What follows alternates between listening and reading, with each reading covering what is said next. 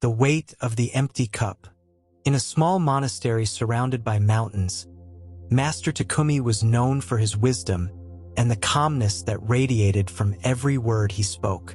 One day, a young man named Haru arrived at the temple, full of doubts and frustrations. He wanted to learn the way of Zen, but his mind was constantly trapped in worries and thoughts about the future. "Master, my mind won't stop. I feel lost.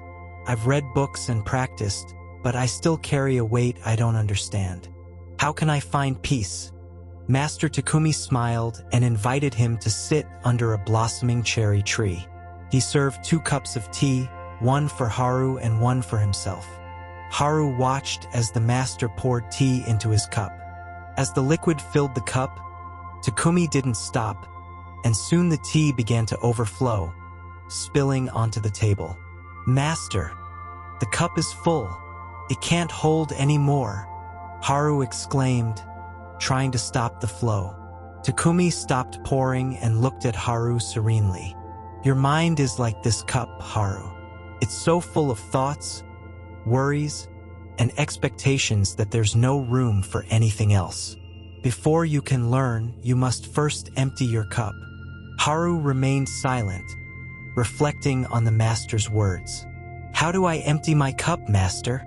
Takumi led him down a path winding through the forest. As they walked, the master handed Haru a heavy backpack filled with stones. "Carry this, Haru." Surprised, the young man took the backpack, struggling to keep up with the master's pace. Each time Haru stumbled or complained, Takumi asked him to describe a worry weighing on his mind. "I'm worried about my future, master. I don't know if I'll achieve the success I desire." Takumi took a stone from the backpack and threw it into the nearby river.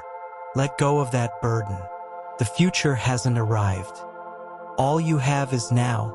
With every worry Haru confessed, Takumi removed another stone and tossed it into the water. "What about the past, master? Sometimes I can't stop thinking about the mistakes I've made." Takumi stopped and looked at Haru.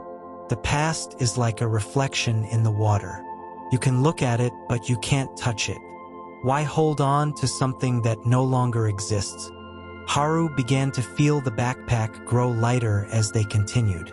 When they reached a clearing, Takumi asked him to set the backpack down completely. Haru placed it on the ground and, for the first time in a long while, felt relief. "Master, I feel free." Takumi nodded. "That is the first step, Haru. Emptying your cup and releasing your burdens allows you to experience life as it is, not as you think it should be." Haru remained in the clearing, watching the sunlight filter through the leaves of the trees.